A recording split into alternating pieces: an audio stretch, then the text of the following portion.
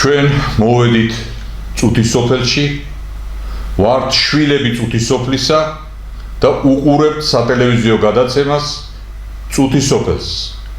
წუთისოფელი ეძღვნება გვარების ისტორიას, საგვარეულო ურთიერთობის კულტურას და გვარებთან დაკავშირებულ იმ რეალობას, რომელ რეალობაზეც დგას საქართველო.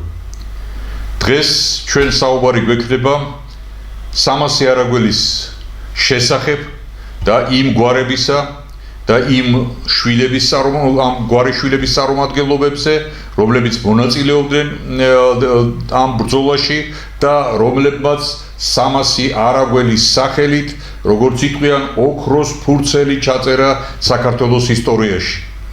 სამასი არაგველის სახელით დღეს ამ სამასიდან ერთ-ერთი გვარის გოგოლაურების ცნობილი და ღვთიუკურთხეული გვარის წარმომადგენელი ბატონი ლევან გოგოლაური ბრძანდება დღეს ჩვენთან და სასიამოვნოა და სასიხარულოა რომ საუბარი სამასი არაგველის ცხოვრებასა და მათ დამსახურებაზე სწორედ ამ სამასი არაგველის ნაშიერთან და ამ სამასი არაგველის საგვარეულო წარმომადგენლობასთან ერთად გვექნება.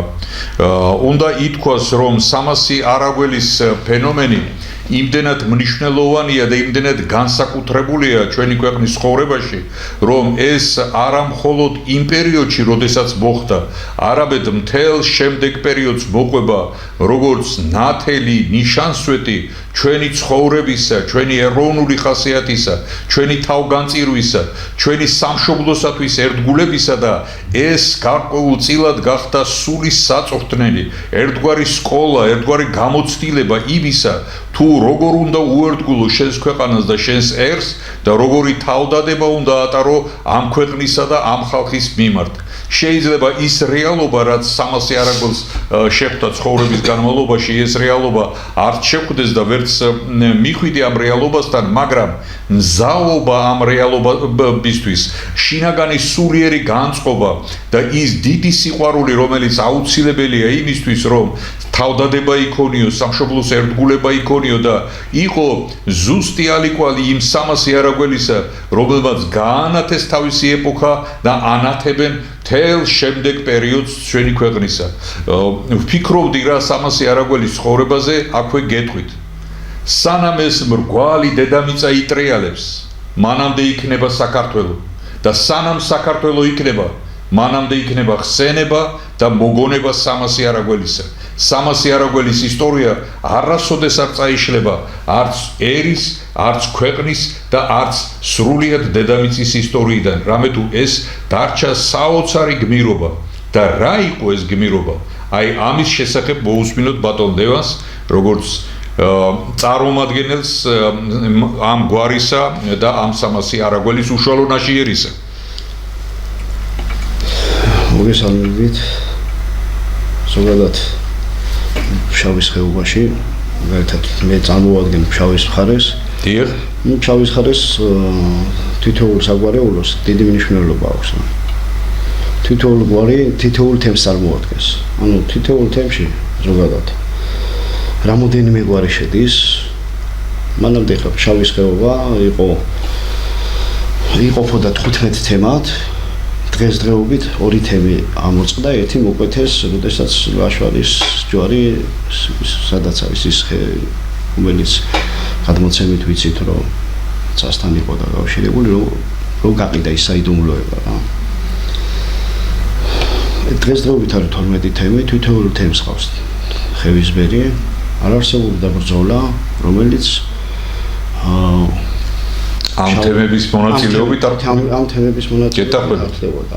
მოკლედ ადრე იყო საფხოლობ, ანუ ფხოვად მოიხსენებოდა.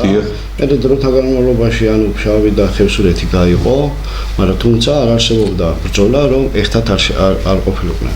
ეს ფშავლები და ხევსურები ყოველთვის მიდიოდნენ ლაშარის ჯვარში, იქ შეიყრებოდნენ, დალოცავდა ლაშარის თემის თავხევისბერი, რა თქმა უნდა, დაიფიცებდნენ, ფიცს დაძდებდნენ, შეფიცებდნენ, რომ არ უღალატებდნენ არც სამშობლოს, არც ხალხს, არც ერს და იქიდან წამოვიდოდნენ, რა თქმა უნდა, და ერთებოდნენ ყველა ბრძოლაში. ეხლა ზოგადად რომ მოიხსენიოთ, თითოეულეთში ცალკე ეძახიან, რომ ჩვენ ჩავედით წინ, შავლები იძახიან, ჩვენ ჩავედით, მაგრამ ამას არ აქვს არსებითი მნიშვნელობა, იმიტომ რომ ფაქტია, რომ იმ ხალხმა მიიღეს იმ ბრძოლაში მონაწილეობა, იმ ხალხმა თავი გასცილეს, ისინი ჩვენი წინაპრები იყვნენ და ჩვენ არა გვაქვს ამაზე უფლება, რომ ის ვიდაოთ და იმას ავხნათ, იმიტომ რომ ფაქტია, რომ დღესდღეობით დღეს ჩვენ საქართველოში მცხეთასაც, თბილისსაც თავისი ფუნქცია რო გააჩნია, ამაში დიდი წვლილი შეიტანეს ფშავლებმა და ხევსურებმა და მთიულმა ხალხმა და ყველა არაგველმა. პირველი ბრძოლა როცა მოხდა, ანუ როგორც ისტორიულად, ესევე ეთნოგრაფების გადმოცემითაც ვიცით, რომ იქ მონაწილეობდნენ არაგველები, ხო? იმ არაგველებთან იმ ბრძოლაში მეფე ერეკლესაც ეხდნენ სხვა არაგველები, სხვათა შორის მიუხედავად იმისა, რომ მეფის კარის მცველები იყვნენ. კი, მეფის კარის მცველები იყვნენ. ო, ისინი განუყრელად იყვნენ მეფის კარის გარშემო, ანუ მეფის გარშემო და ეს 300 არაგველი მერე ომისთვის საუბრად მოვიდნენ. კი, საუბრად მოვიდნენ. ანუ მეფე ერეკლე გადმოცემით ესე ვიცით ჩვენ, რომ 4 წლიდან 12 წლამდე იზრდებოდა ფშავის ხეობაში, ან ფხოვში. ესეთი ადგილი არის იქ უკანა ფშავში, ციხეგორი, სადაც რომელიც უკავშირდება მეფე ერეკლეს გაზრდის და მისი ყრმობის პერიოდს. კი ბატონო, ყრმობის პერიოდს, საიდანაც მე იქიდან მოდის და უშუალოდ ერთგვარი ბრძოლებში. კი ბატონო. მეფის კარზე ანუ ერეკლეს თავის ერთგულებად ასევე გოგოლაურები წყავდა რა.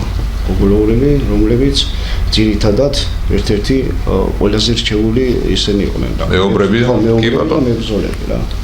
ამას არ აქვს მნიშვნელობა ფშავის ხეობაში ბევრი ის არის რა ქვია ხალხი, რომელიც ძალიან გამორჩეული მებრძოლიც იყო და სულ ყველა ერთგულები იყვნენ და გამოწვდნილები იყვნენ ამ ბრძოლაში და იმაში. მართალია. ხო. მოკლედ მეფე ერეკლე როცა წამოიყვანეს და თავი შეაფარა საარაგოს, რომელსაც იცოდა სადაც უნდა შეეფარებინა, ხო, რა თქმა უნდა მეფე ერეკლეს. თავი, იმიტომ რომ ყველაზე ერთგულ ხალხად არაგველები მიაჩნდა. ის ხალხი მიიჩნია.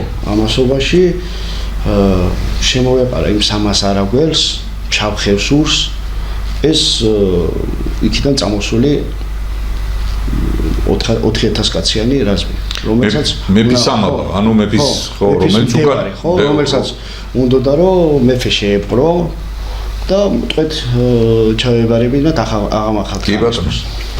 ეს რა თქმა უნდა იქნებოდა ქვეყნისთვისაც, საქართველოსთვისაც და ყველასთვის ძალიან დიდი სირცხველი ხო, 1000 ლეულობის სირცხველი. კი ბატონო. თუ არ ვწდები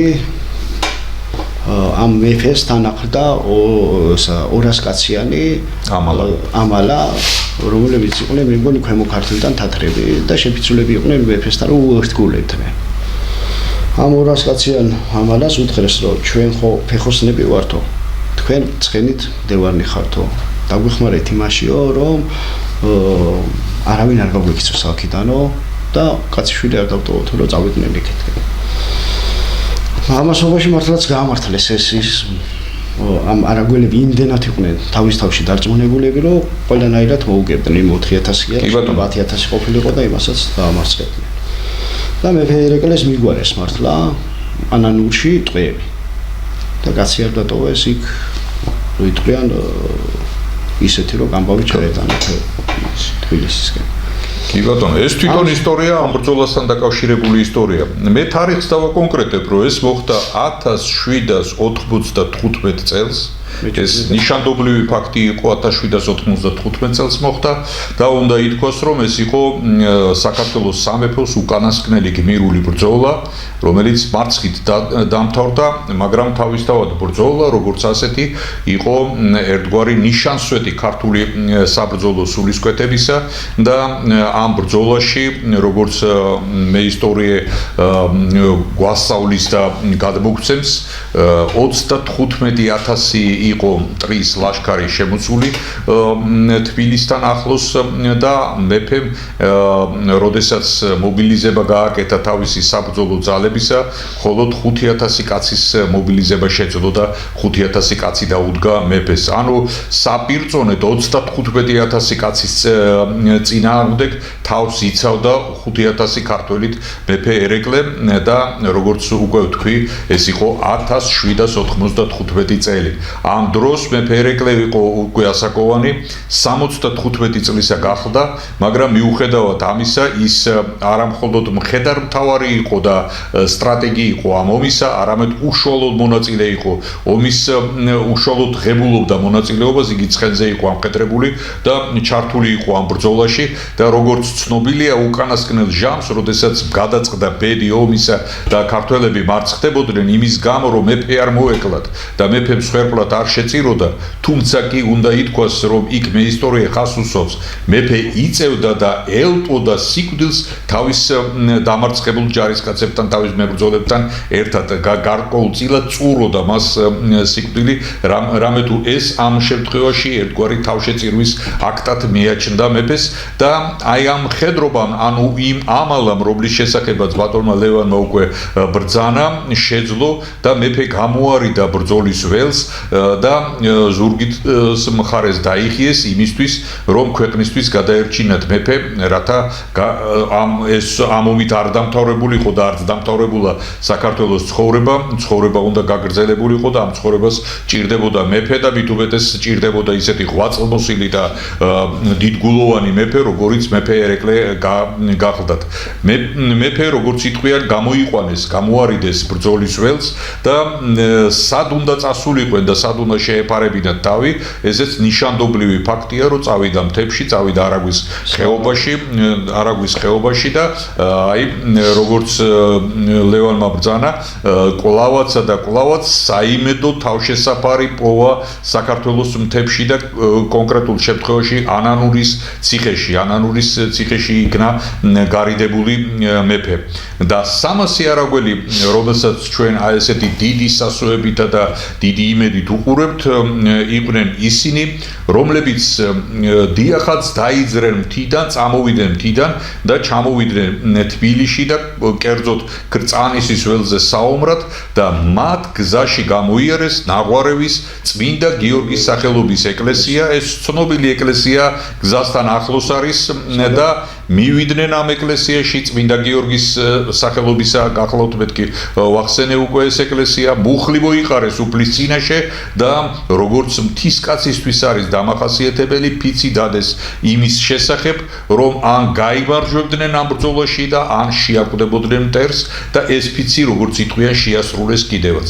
თავისთავად ამ ფიცის დადებაც არის ისეთი ნიშანდობლივი ფაქტი, რომ ეს ფიცი ფაქტიურად საკუთარ სიკვდილზე, საკუთარ თავგანწირვაზე ხელმოწერის ტოლფასი იყო, რამე თუ იმ ფიცის დროს ყველამ იცოდა, რომ ეს იყო დასასრული, მიდიოდნენ დასასრულთან და ჩვენ რომ ვამბობთ ისინი ბრძოლაში ჩაერთვენ, ესენი ბრძოლაში ჩაერთვენ და გარდაიცვალენ და დაიღუპენ და მოკლულ იქნენ, ასე კი არ არის, არამედ შეგნებულად შეაკლეს თავისი სამშობლო ქვეყნის მტერს და აი ეს შეგნებულად თავის შეკვლის, ანუ მსხვერპლს შეწირვის ეს აქტი დაიწყო ჯერ კიდევ ნაღვარევის სახელობის წმინდა გიორგის სახელობის ეკლესიიდან, სადაც მათ ფიცი დადეს და საიდანაც დაიწყო ეს გმირული სულისკვეთება.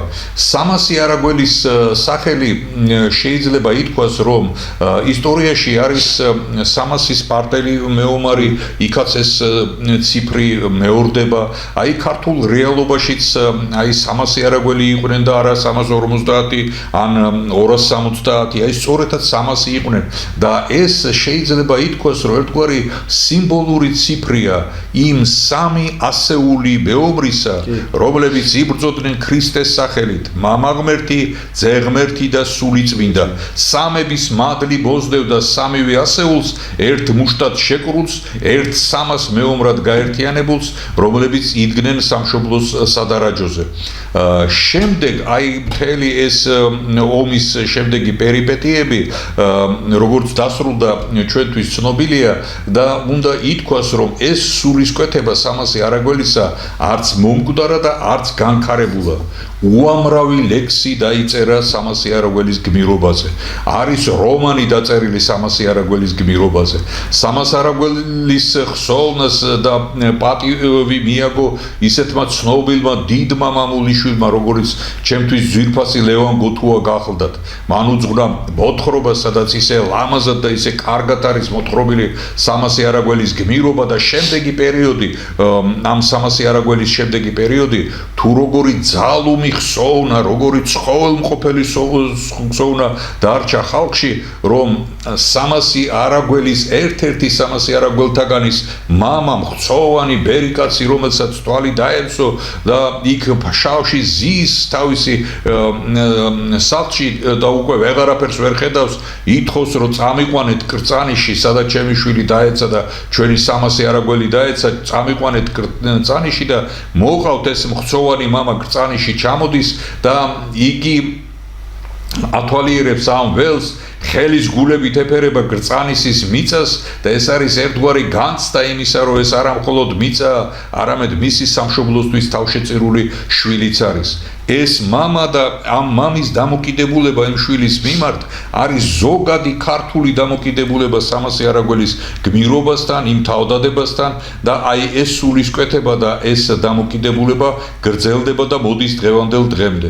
ჩვენ სანამ სატელევიზიო გადაცემისთვის და დავსხდებოდით ვისაუბრეთ იმის შესახებ, რომ დღესაც კი აი ბატონი ლევანი ამბობდა და მინდა კლავაც მან გააგრძელოს ამ თემაზე საუბარი, ამბობდა იმას, რომ დღესაც კი ჭიქა არ აიწევა და პური არ გატყდება ისე, რომ სამშობლოსთვის თავდადებულები არ ახსენონ მთაში და არ ახსენონ ის სამასი არაგველი, რომელიც სამშობლოსთვის თავდადების ერთ-ერთი საუკეთესო მაგალითს წარმოადგენენ მთელ ჩვენს ისტორიაში. როგორ ხდება დღეს რა, როგორი დამოკიდებულება სამას არაგველს, როგორ მივაგებთ პატივს? დღესდღეობით არ არსებობს სალოცავი, თითოეულ სალოცავს მეწეგანაც ვთქვი, ხო? ანუ ამას არ აქვს მნიშვნელობა, ფშაველი იქნება, ხევსური იქნება, ხევის ხალხი იქნება. სამასი არაგველი ყველას ეკუთვნის. სამასი არაგველი, ანუ მთის შვილებს ყველას ეკუთვნის. გაგახაროთ მე. იმიტომ რომ ეს სირცხვილიც იქნებოდა, რომ რომელიმე თემიდან ერთი ადამიანი მაინც არ ყოფილიყო, რა თქმა უნდა, იმიტომ რომ ისინი იყვნენ შეფიცულები ხატისა და მერეთის წინაშე და ერის წინაშე, ვალი ედოთ მათ, დროშის წინაშე, დროშის უკან მოდიოდნენ, რა თქმა უნდა, ის ლაშქარი, რომლებიც ჩვენი წინაპრები იყვნენ. დღესდღეობით არ არსებობს სალოცავი, რომელ სალოცავშიც არც თითო ჭიქა არ დაილიოს, გადაპური არ დაიჭრას მათ სახელზე, რა თქმა უნდა, და მათი სულების სადიდებელი არ ითქვას. გარდა იმისა, პატრიარქის ლოცვა-კურთხევით, პატრიარქისგან დალოცვილი გვარები წელიწადში ორჯერ მოდის, ხო? ანუ როცა პირველი ბრძოლა მოხდა და მეორე როცა შეტაკება მოხდა მასთან, რა ქვია, ჟინვართან, სადაც შავლებმა და ხევსურებმა გადაუჭრეს მოიგერიეს მარბიელი რაზმი, რომელიც მოუძლებდა მეფეს, რომელიც ალბათ კი არა ძალიან დიდი სირცხვილი იქნებოდა, ათასწლეულების სირცხვილი ჩამორეცხეს, რომ ეთქვენ ჩვენს ქვეყანას და ეს იყო იმ მთიელი ხალხის, იმ სამასი არაგველის დამსახურება, რომელმაც თავი შესწირეს თავიანთ და ჩვენს ქვეყანას, კი, მეფეს და შესაბამისად ქვეყანას. თითოეულ წელს თვითონ არიან მასპინძლები კრწანიში, აგერ სადაც ძეგლიც არის. დიახ. როცა ბრძოლა მოხდა, იქ აღინიშნება, აქ მერიაც აღნიშნავს ცალკე, რა თქმა უნდა, ოღონდ ის მთის გვარები, რომლებიც მონაწილეობდნენ იმ ბრძოლაში და იმათი შთამომავლები, რომლებიც არიან იმ სამასი არაგველისა, ცალკე ურით და ღვინით ტრაპეზს გამართავენ და უმასპინძლებიან ყველას, ვინც არ აქვს მნიშვნელობა ის ქართველი იქნება, არ იქნება ქართველი, თუ ყველა გამოვლელი და ყველას უმასპინძლებიან. შემდგომ მეორედ როცა ბრძოლა მოხდა, მე ჟინვართან, სადაც სამასი არაგველის ძეგლი არის, იქ ხდებით, იქაც იგივე პურით და ღვინით უმასპინძლებიან, იმიტომ რომ ეს არის ყველაზე უმძიმესი დღე და უმძიმესი ტრაგედია მოხდა ჩვენი ხალხისთვის, რომელიც შეეწირა ხო ფაქტიურად არც ერთი არ დაბრუნდა იქიდან კი ვიღაცები გადარჩნენ, რა თქმა უნდა მეორე ბრძოლაში. რომ ამის მიტანიც ყოფილიყო და ისინიც გადარჩენ, რომლებმაც ტყვეები იმას ჩააბარეს. კი ბატონო, ანანურის ციხეში მიიყვანეს ტყვეები. ციხეში მიიყვანეს, ხო. მაგრამ ის ამასე არაგველი, რომელიც აქ რწანისის ველზე დაესწრნენ, იქიდან არც ერთი არ წამოსულა. კი ბატონო. იმ დამატებით იმ არაგველებისა, რომლებიც მანამდე მეფეს ეხრდნენ თავ. მემორიალი ახსენ, ძეგლი ახსენეთ თქვენ ბრძანიში და აი ეს მემორიალი ჯერ კიდევ კომუნისტების პერიოდშია დადგმული და შეიძლება ითქვას, რომ კომუნისტების მიმართ საზოგადოებაში ნეგატიური დამოკიდებულება არსებობს და აქვს ამ ნეგატიურ დამოკიდებულებას საფუძველი, მაგრამ ამ შემთხვევაში კომუნისტებმაც კი ვერ აარიდეს თავი იმ დიდ სულიერ სიდიადეს, რომელიც დაკავშირებული იყო სამასი არაგველის გმირობასთან და უშუალოდ კრწანისის ბრძოლასთან და სწორედ მათ მიერ იქნა აღმართული ეს მემორიალი, რომელიც ძალიან შთამბეჭდავია, ცაში აწეული სვეტია იმ სინათლის, იმ ნათლის და იმ ცხოველმყოფელი სვეტის სახელდებით, რომელიც ცხოველმყოფელობაც მათმა გმირულმა სულმა გამოავლინა და მათი გმირული თავდადებით იქნა აღვლენილი სწორედ კრწანიში. შემდეგ მოგვიანებით რამდენადაც ცნობილია არაგვის ხეობაში აგებული იქნა ასევე დიდი ძეგლი, დიდი მემორიალური მნიშვნელობის ძეგლი სამასი არაგველის სახელზე. მე ვიტყოდი ძალიან საინტერესო ძეგლია, წარმოადგენს ციხის გალავანს, ციხის გოდოლს, რომელიც არის გარედან საბრძოლო იარაღით და კერძოდ შუბებით, ცაში აწოდილი შუბები, ხო, ბოლაშქრეთა შუბებია აღმართული და აი ამ საბრძოლო განწყობილებას გამოხატავს თვითონ ციხეც და მასზე მიმაგრებული ეს საბრძოლო იარაღი, ეს შუბების ზეაწეული შუბების მდგომარეობაც და გამოსახულებაც მეანიშნებს იმაზე, რომ ბრძოლისა და თავდადებისა და სამშობლოს დაცვის სულისკვეთება მარადიულად ზეაწეულია და მარადიულად შემართულია და მარადიულად მზაობის მდგომარეობაშია, როგორც იტყვიან. ამ მემორიალში პატარა შესასვლელი კარი აქვს, როგორც ციხეს უნდა კონდეს, რომ ციხეს არ შეიძლება დიდი ალაყაფის კარი იღებოდეს და იხურებოდეს, თავდაცვისთვის საჭიროა სწორედაც ასეთი ლოკალური და პატარა შესასვლელი და ამ პატარა შესასვლელში რო შევდივართ, იხსნება სივრცე, შიგნით გალავნის სივრცე, რომელშიც არის 300 მეომრის მემორიალური გამოსახულება კედლებზე და ესეც ქმნის შთაბეჭდილებას, რომ ეს მაღლდება ციხის კედელი, მაღლდება და რაღაცა ზეცისკენ მიიწევს და ზეცის ნათელი ჩანს სწორედაც კედლის ბოლოში და თელი ეს კედლები სავსეა აი ამ 300 მეომრის გამოსახულებით და ეს სულისკვეთება, როგორც იტყვიან, შერჩენილია ამ მემორიალის კედლებზე და შთამბეჭდავია, აშკარად შთამბეჭდავია. ეს გმირობა შეიძლება მხოლოდ გმირობად დარჩენილიყო და მხოლოდ ისტორიად დარჩენილიყო, რო არა საქართველოს დედა ეკლესიის დამოკიდებულება კრწანისის გმირებისა და უშუალოდ 300 არაგველის მიმართ. კერძოდ ვგულისხმობ შემდეგ 2008 წლის 17 ივლისს გაიმართა სრულიად საქართველოს სინოდის, წმინდა სინოდის ხდომა, რომელმაც განიხილა 300 არაგველის თავდადების, თავშეწირვის, მოწამეობრივი აღსასრულის საკითხი და სინოდის წევრთა ერთსულოვანი გადაწყვეტილებით მიენიჭა მათ წმინდანთა ხარისხი და აყვანილი იქნენ წმინდანთა ხარისხში და იწოდებიან ისინი მოწამეებად. მოწამეობრივად თავშეწირული ქვეყნისა და ხალხისათვის და აი მას შემდეგ, ანუ 2008 წლის შემდეგ იწყება მათ მიმართ დამოკიდებულების ახალი სტადია, ახალი მდგომარეობა, ახალი მიდგომა, რომელიც აი მათ სულიერ ზეობას წარმოაჩენს და წარმოაჩენს სწორედაც აი ამ სიწმინდის ხარისხში და არა მხოლოდ ეროვნული თავდადების, არა მხოლოდ გმირული თავდადების, არამედ აი სიწმინდის სულიერების ხარისხში წარმოაჩენს.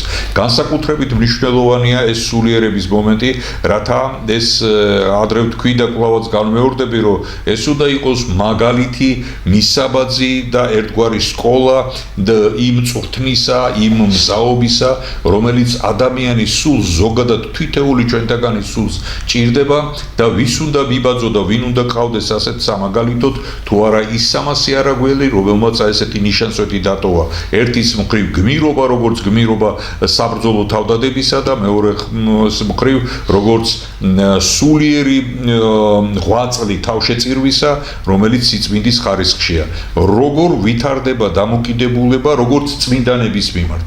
რამდენად გავითავისეთ მათი წმინდანად შერაცხვის მომენტი და აი ხალხი როგორც წმინდანებს როგორ მიაგებს პატივს. ეს გათავისებით რო ვთქვათ ახლა როგორ გავითავისეთ, თავიდანვე გათავისებული ქონდა ამ ხალხს. ანუ მთის ხალხს თავიდანვე წმინდანად მიაჩნდა თავისი სამასი არაგველი. კი ბატონო. ადამიანი რომელიც მიდის ხატისა და ხატის წინაშე მუხლს მოიდრეკავს და დროშისა და ხატის წინაშე დაიფიცებს, რომ ემსახუროს თავის ქვეყანას, დღემდეც ეგრე არის, რა თქმა უნდა. ის თავის ქვეყნისთვის გმირიც არის. თავისი დედისთვის წმინდანიც არის და ყველაფერი. რა თქმა უნდა, თუ ღირსეულად ემსახურება თავის ქვეყანას. ჩვენი შვილები და ჩვენი მომავალი თაობა აუცილებლად ეგრე უნდა გავსადოთ. იმიტომ რომ ჩვენი ძირი და ფესვი მოდის იქიდან, საიდანაც ჩვენი წინაპრები იყვნენ. ჩვენიდან და ჩვენი ერთობიდან, რა თქმა უნდა. მიუხედავად იმისა, ბევრი ღალატები მქონდა, დღემდეც ბევრი ღალატით მოვდივართ, მაგრამ რას ვიზავთ? ესე ალბათ ეს არის დიდი განსაცდელი. საპირწონედ გვაქვს 300 არაგველი. ეს არის ერთ-ერთი დიდი განსაცდელი, 300 არაგველიც არის, მანამდე სხვა წმინდანებიც იყვნენ, რა თქმა უნდა, რომლებიც ოდითგანვე ამ ბრძოლაში მოდიან. და ჩვენ ამ ბრძოლით უნდა ვიმოქმედოთ ისე, რომ ის 300 არაგველის თუნდაც თითოეული ადამიანის სული და ის სულის კვეთება და ის სიწმინდე არ შეურაცხოთ, რა თქმა უნდა. მართად ბრძანეთ. გავაგრძელებ ბატონი ლევანის საუბარს და დავაზუსტებ იმ ფაქტს, რომ მას შემდეგ რაც წმინდანად იქნა შერაცხული 300 არაგველები და მათი გმირობა აი ამ რეგისტრში იქნა აყვანილი, აშენდა ეკლესია წიწამურში, სწორედ იქ, სადაც ილია ჭავჭავაძე იქნა მოკლული და ის ძალიან ისეთი ნიშანდობლივი ადგილია მთელი საქართველოსთვის. როგორც პოეტი ამბობს, საქართველოს რეალობაში ის გოლგოთაა, სადაც ერის მამა იქნა მოკლული, ერის უპირველესი მოქალაქე, თავისი ეპოქის უპირველესი შვილი იქნა მოკლული და აი სწორედ იქ აშენდა ეკლესია 300 არაგველის სახელზე. ამ ეკლესიის მშენებლობას უძღვებოდა და გარკვეულწილად მეურვეობას უწევდა და პატრონას უწევდა ცნობილი საეკლესიო მღვდელმსახური დეკანოზი ტარიელ სიკინჭალაშვილი. ეს ერთ-ერთი ისეთი სათნოებითა და სწორედაც აი ამ საეკლესიო აღმშენებლობითი საქმით წარმოჩენილი მამა ტარიელი ბრძანდება, რომლის ღვაწლს და რომლის სამღვდელო დამსახურებასაც აი ეს 300 არაგველის სახელზე აგებული ეკლესიაც მიემატა და შეემატა, როგორც იტყვიან. ამ ეკლესიაში ჩვენ არაერთხელ მოვხვდით და არაერთხელ მოგვიწია ამ ეკლესიაში ლოცვის თქმა და მინდა გითხრათ, ეს ეკლესია მართლაც 300 არაგველის სულის კვეთებით არის აღსავსე, შიგ აი ესეთი ვიზუალური მხარეც, აი სიძველით მათი ფარები კიდია, მათი რაღაცა იერსახის განცდაც არის და რაც მთავარია და რაც მნიშვნელოვანია, განცდა უფლისა ჩვენისა, რომელსაც ემსახურებოდა და რომელსაც ერთგულობდა 300 არაგველი და დღეს სწორედაც 300 არაგველის სიწმინდით და მათი სახელით ემსახურება ყველა ის მლოცველი, რომელიც ამ ეკლესიაში შევა და დაილოცება და სანთელს დაანთებს და პატივს მიაგებს უფალს და უფლისა და სამშობლოსათვის აღსრულებულ იმ 300 არაგველს, რომლის სახელზეც ეს ბრწყინვალე ეკლესია დგას. ცნობილი თუა სხვა ეკლესიები 300 არაგველის ან ჯვარი, ან ნიში, ან რაიმე ისეთი ნიშანდობლივი ფაქტი, რომელიც მათ ხსოვნასთან არის დაკავშირებული. ხო, შეიძლება არც იყოს, ხო, არც იყოს. ხო, კი ბატონო, მაგრამ ის ეკლესია რომელიც არასწორია თქვათ მე რაღაც სხვანაირად უნდა იყოს. გეტახვევთ. ის ეკლესია რომელიც სამასი არაგველის სახელზე წიწამურში დგას, ელოდება თვითეულ ქართველს და ელოდება ჩვენს გულისხმიერებას, რამე თუ ყველგან და მათ შორის ამ ეკლესიაშიც სწორედაც სამასი არაგველის სულისკვეთება ტრიალებს. მინდა გაანვავწოთ ეს საუბარი და ვისაუბროთ უკვე გვარის დამოკიდებულებაზე, აი გვარიშვილების დამოკიდებულებაზე, რომ გოგოლაურების გვარი ცნობილი ისტორიული გვარია, ეს ცნობილი გვარია და რა თქმა უნდა გოგოლაურები ჩართული იყვნენ ყველა სხვა ბრძოლაშიც, როგორც ბახტრიონის ბრძოლაში, ჩემო ბატონო, ისე კრწანისის ბრძოლაში, კიდევ სხვა ბრძოლას და მე უფრო მეტსაც ვიტყვი, სად შეიძლება ყოფილიყო ბრძოლა, სადაც ფშავ ხევსურებს არ ეომათ და სადაც გოგოლაურები შეიძლებოდა არ ყოფილიყო. ასეთი ბრძოლა არც მეგულება და შეიძლება არც კი არსებობს. ყველა ბრძოლის არაგველი იყო ჩართული. კი ბატონო, გეტაყვები. და გოგოლაურმა ilaparaqos ამ ბრძოლების შესახებ.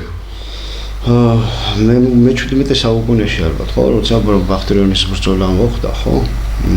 მაგ დროს, როცა აღა მაჰმად ხანმა ამ სპარსეთის შახმა მიხვდა იმისა, რომ ვერ დაიმორჩილებდა ბარს ისე რომ მთიულეთისკენ თუ მთის ხალხს არ დაიმორჩილებდა, მაშინ აზრი არ ექნებოდა, ხო, რა თქმა უნდა. მაშინ თავისი რაზმი მომართა და არავის ისა ივრის ხეობას მასაკნეს რაფია შემოყვნენ, რა თქმა უნდა. ზუსტად ადგილი ახალ მახსოვს, რომელიღაც ადგილას გადაუკეტეს მთიელებმა გზა და იქიდან მერე გადმოვიდნენ არაგვს შემოყვნენ, არაგვის ხეობას.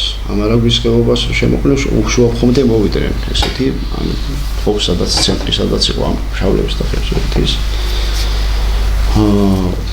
შუაფხოში მათ ხევსურებმა და ფშავლებმა გადაუკეტეს და რო იტყვენ იქიდან ამბის მიმტანიც კი აღარ დარჩა ისე რომ ჩამოსულიყო და იმის მერე ისე მოხდა რომ სპარსეთს და არასოდეს არ ულაშქრია მთის ხალხზე და არაგველებს. ამის მერე ხდება ისე რომ ბახტრიონის ბრძოლაში ეს ფშავ ხევსურები მოდიან თუშებთან ერთად და იერბენ მონაწილეობას კახის იმას ჯართან ერთად, ლაშქართან ერთად ჯარს. კი, მართალია. ხო, ბახტრიონზე ის პატარა ლექსიც არის და იქ ჩანს ესე რომ გოგოლაური იჩენს თავს, ბიჭო არ გოგოლაური ნუ კი ბატონო. ვაჟა-ფშაველას პირდაპირ გოგოლაურების გვარი მოხსენიება. გადავფრინდები ბახტრიონს გალავაზე და ძალიან კარგი. ერთი პირველი შევიდა გოგოლაური. ძალიან კარგი სტროფია. სახელი არავის არ ახსოვს, მაგრამ ფშაველა გოგოლაურით ისე არის მოხსენიებული რა და არა მარტო ერთი ბრძოლა იყო, ბევრი ბრძოლები იყო ისეთი, რომლებიც გოგოლაურს აქვს მონაწილეობა და ყველა მარტო გოგოლაური არ გამოირჩევა იქ, მაგრამ ყველა მთიშვილებს რა თქმა უნდა. და კონკრეტებ რომ გოგოლაურების საგვარეულო სოფელი, წარმომავლობის სოფელი არის ფშავში გოგოლაურთა და აი ამ სოფლიდან არიან გოგოლაურები. დღეს კი შეიძლება ითქვას რომ ყველგან შეიძლება შევხვდეთ მათ შორის ცხოვრობენ ჩემთვის კარგად ნაცნობი გოგოლაურები ახალციხის მუნიციპალიტეტში, ასპინძაშიც, ჩემო ბატონო, და მე უშუალოდ ახალციხეში და ახალციხის მუნიციპალიტეტში მცხოვრებ გოგოლაურებთან მაქვს შეხება. ესენი არიან მართლაც ვაშკაცური სულისკვეთების მქონე ხალხი, ძალიან მართალი შინაგანი განწყობილების მქონე ხალხი და მე ვიტყოდი სწორედაც იმ ქართული ბუნების მატარებელი, როგორიც ვართ მთლიანობაში ქართველები ყველანი ერთად და მათ შორის გოგოლაურები გამოხატულები არიან აი ამ ქართული ხასიათის პეწით, აი ამ ქართული ხასიათის კოლორიტით და ძალიან მეძვირფასება მათთან ურთიერთობა, მათთან საახლობლო ურთიერთობა მაქვს და ძახლობისა და მოყრობის პატივი გვაქვს აი ამ დიდ და ღვთივ კურთხეულ გვართან. ამ გვარს აქვს ერთი ასეთი ძალიან კარგი ტრადიცია, რომ დრო და დრო მიდიან თავიანთ მშობლიურ სოფლის მოსალოცად და მოილოცავენ იმ სოფლის გოგოლაურთაზე ლაპარაკი ფშავში მოილოცავენ გოგოლაურთას და ჩემთვის ცნობილია რომ როდესაც ბიჭი შეეძინებათ და რაღაც სიმწიფის ასაკში ანუ კაცობის ასაკში შედის მიყავთ გოგოლაურთაში და იქ პური გატყდება ჭიქა აიწევა სანთელი დაინთება და ერთგვარი კურთხევა ამ ბიჭისა როგორც კაცობაში გარევის და გვარიშვილობაში გარევის და ჩართულობის ისა რომ იკურთხება იქ მშობლიურ გოგოლაურთას მიწაზე და აი ეს სოფელი დღეს კი სოფელი დაცლილია და ნასოფლარის სახით არის შემორჩენილი მაგრამ ეს სოფელი როგორც ეთნოგრაფიული რეალობა როგორც სიწმინდე და როგორც აალაგი ჩემი გოგოლაურებისა რომელსაც პატივს მიაგებენ კვლავაც არის და კვლავაც რჩება ამ სიწმინდეთ და აი ამ სიყვარულის ობიექტად მინდა გოგოლაურთა გვარის წარმომადგენელმა ბატონმა ლევანმა ბატონო ხევისბერი ვარ მე გოგოლაურთის ლევან გოგოლაურთი ხო გაიხარეთ ხედავ თავის თავდაბლობით გვიმალავდა ჩვენ ესე თავისუფლად ხევისბერობა არ ვიცოდით მისი და ძალიან კარგი რომ აი ხევისბერის ნდობა პატივი და ისეთი გამოცხადებული სიყვარულია გოგოლაურთა გვარისა ჩვენი ბატონი ლევანის მიმართ ეხლა სწორედ ბატონ ლევანს მივცეთ დამთავრების წინ შესაძლებლობა იმისა რომ მიმართოს თავის გვარს და ჩვენი გადაცემა წუთისოფელი დასასრულს უახლოვდება მაგრამ არ მთავრდება და არ სრულდება გადაცემები წუთისოფლის შესახებ წუთისოფლის შვილების შესახებ და იმ წუთისოფლის დიდი რეალობის შესახებ რომელსაც გვარი და გვარიშვილობა წარმოადგენს გისმენთ ბატონო ლევან მიმართეთ თქვენს მშობლიურ გოგოლაურებს წერან თქვენ ბრძანეთ რომ მოკლედ არიო გოგოლაურთაში რომელიც ეზიარება ყველა არა მარტო ვაჟი კი არ გადის გოგოებიც მიდიან რა თქმა უნდა კურთხევა გოგოს იწყდება რა თქმა უნდა შვილი ყველა საკურთხებელია და ყველა გოგო იქნება თუ ქალი იქნება თუ ვაჟი იქნება ეზიარება იმ მამაპაპის ადათ-წესებს რომელიც დალუცვა ხდება იქ და ჩვენი წინაპრებისგან მოვდივართ ზოგადად წეღანაცავ თქვი ხო ან ფშავში დღესდღეობით 12 თემი ვარ თითოეულ თემში არის რამოდენიმე გვარი ეხლა ჩვენ თემში ყველაზე დიდი თემი არის გოგოლაურთა თემი მაგალითად 40 თუ 45 გვარამდე აერთიანებს რომელიც არის ერთი სისხლი და ხორცი ჩვენ და სამწუხაროდ დღესდღეობით ხდება ესეთი სიტუაციები რომ უკვე აღარ კითხულობენ ხო ადრე წინაპრები როგორც უფროსი ხალხი რო იყვნენ, კითხულობდნენ ვისი გვარისა იყო, ვინ იყო, როგორ იყო, რა თქმა უნდა, ჯერ ხო ნათელ მირიონობა ხო, ყველაზე დიდი ნათესაური კავშირი არის და არ არსებობდა რომ გვარის და სისხლის ერთმანეთში შერწყმა ყოფილიყო. დღეს ჩვენ და სამწუხაროდ ხდება ისე და გვხდება, რომ ერთი გვარისა, ერთი ფესვი და ძირი აქვთ, თუმცა სხვადასხვა გვარი აქვთ, მაგრამ ამას ადამიანი შეუყვარდა და იმას არ ფიქრობს, რომ თურმე ერთი გვარი ვარ. თუ ის სალოცავში არავა და თუ ის მამაპაპის ადათ-წეს არ ეზიარება, ის ვერაფერს ვერ მიხვდება იქ. მართალია, გაუცხოებული იქნება ამ კულტურის მიმართ. ამისთვის ეს მოხდება, ანუ სისხლის არევა მოხდება და ეს არის ჩვენთვის რა თქმა უნდა ძალიან ცუდი ხო? კი ბატონო.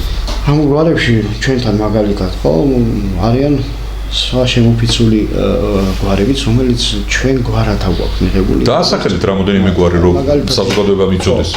ერთ-ერთი გვარი არის მაგალითად მახაურები არიან. მახაურები წარმოშობით იყვნენ ქისტები, მაგრამ ეს გვარი წყდებოდა. ხო და მთხრეს ამ ერთ-ერთმა იქ რომელიც შვილი ცუდად ყავდა ხო, ანუ უნაგარი ყავდა, უთხრა რომ რანაირად შეიძლება რომ ჩემი გვარი გადარჩესო და იქნება რაც იქნება საჭირო იმას გავაკეთებ. მოკლედ უთხრეს რომ მაშინ რჯული უნდა შეიცვალო რა და ეზიარო და ქრისტიანი გახდეო. ამ კაცმა თქვა რომ ოღონდაც ჩემი მონაგარი გადარჩესო და მე ამაზე წავსვლელი ვარ არისო. კი ბატონო. ხოხდა ისე რომ გაქრისტიანდა ეს კაცი დღესდღეობით მახაურები იგივე გოგოლაურები არიან. თუმცა ჩვენ არა გვაქვს ხო თქვათ რომ სისხლით ერთნი არ ვიყავთ ისინი იყვნენ სპორტსმენის ჩვენ ვიყავით სპორტსმენის მაგრამ ჩვენი სისხლი და ხორცი არიან. კი ბატონო. ეს უნდა იცოდეს ყველა იმ გვარის ყველა მახაურმა და გოგოლაურმა რო იცის ეს თავის გოგოლაურმა ეს თურმანოვლები არიან, იანვარაშვილები, ბაღიაშვილები, ბაღიაურები არიან. ბაღიაშვილები არა უბრალოდ ბაღიაურები არიან. კი ბატონო. 45 გვარამდეა, ხა ზუსტად შეიძლება რომელიმე გვარი შეგამოვჩეს და არ არის.